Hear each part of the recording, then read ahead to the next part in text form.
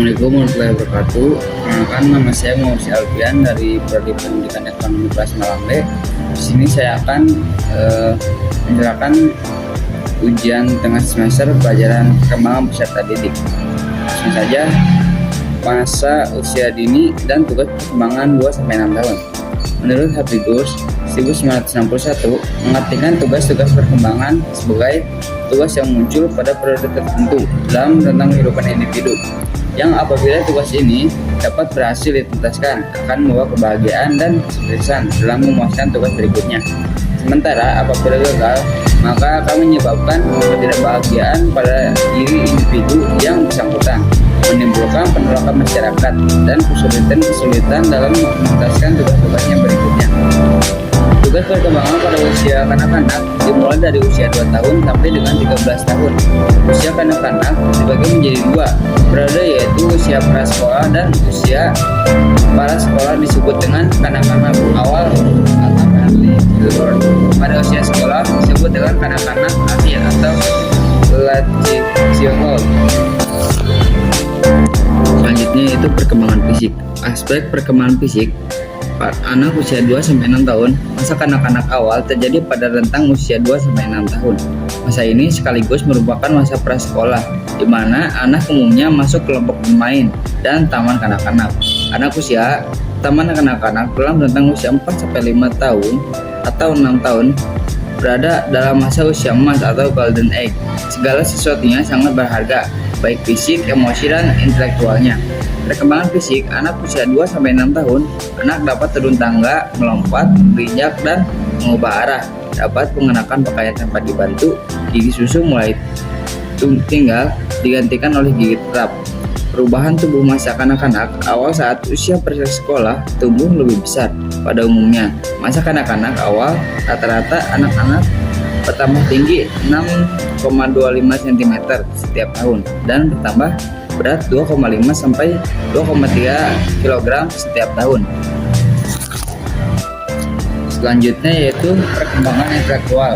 Perkembangan intelektual anak adalah tahapan di mana anak mempelajari dan menerapkan pengalaman yang mereka peroleh seiring waktu. Dengan pengalaman, waktu, ingatan, keterampilan, memecahkan masalah, penalaran, dan kemampuan berpikirnya. Intelektual anak terus terasah dan berkembang. Keterampilan kognitif dan perkembangan intelektual anak ditandai oleh berbagai aktivitas dan pola tertentu yang dapat dikenali.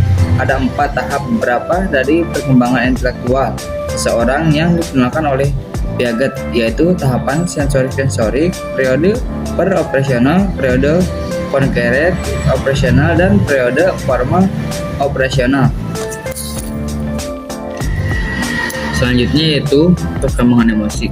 Rasa takut. Rasa takut adalah salah satu jenis emosi dasar manusia. Selain senang, sedih, dan marah, umumnya mulai muncul di usia 6 bulan dan paling banyak terhadap orang asing. Sering disebut sebagai trigger anxiety. Penyebabnya tergantung dari beberapa faktor, yaitu temperament anak, pengalaman sebelumnya dengan orang asing, dan situasi saat itu. Selanjutnya yaitu marah. Marah adalah reaksi terhadap situasi frustasi yang dialami, di mana melibatkan perasaan tidak senang atas keterhambatan yang dihadapi anak. Mengungkapkan rasa marah dengan cara misalnya menangis, menendang, menggertak, memukul, dan sebagainya. Emosi iri dan cemburu.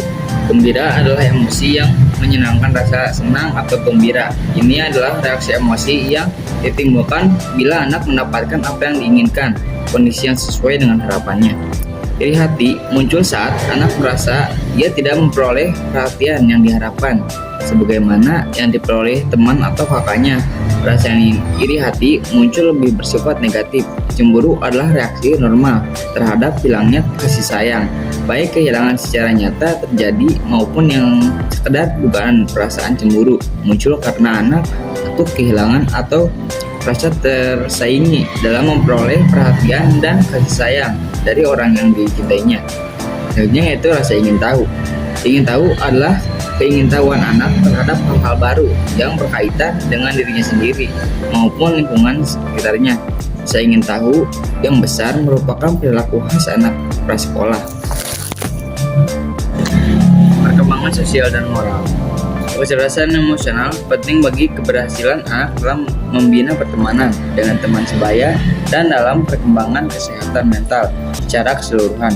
Anak yang terampil memahami emosinya kelak akan mudah belajar memahami emosi teman sebaya. Anak yang handal memahami emosi pribadinya yang lebih handal dalam bermain pura-pura yang terjadi ciri perkembangan kemampuan kognitif pada anak usia dini. Mereka juga akan lebih mengenal dalam mengatasi emosi negatif sehingga tak mudah menyerah dan mampu bertahan meski saat dihadapkan pada situasi yang tidak terlalu menyenangkan. Selanjutnya yaitu implikasi pada pendidikan. Tidak dapat dipungkiri lagi bahwa analisis kebutuhan anak dengan proses belajar dan mengajar oleh pendidik memiliki benang merah yang meningkat proses keduanya. Program pengajaran yang baik adalah yang mampu memberikan dukungan besar kepada para anak dalam menyelesaikan tugas-tugas perkembangannya.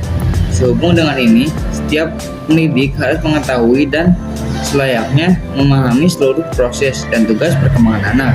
Pengetahuan mengenai proses perkembangan dengan segala aspeknya itu sangat bermanfaat menurut Muhyiddin Syah 2005. Pengetahuan ini dapat digunakan untuk guru memberikan layanan, bantuan, dan bimbingan yang tepat pada para siswa relawan dengan tingkat keterbangannya.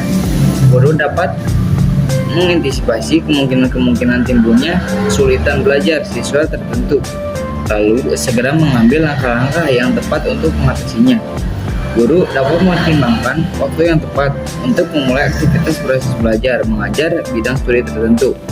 Guru dapat menentukan dan menetapkan tujuan-tujuan pengajaran, materi pelajaran, atau pokok bahasa pengajaran tertentu. Mungkin cukup sekian yang dapat saya sampaikan. Mohon maaf bila banyak kesalahan. Akhir kata, wassalamualaikum warahmatullahi wabarakatuh.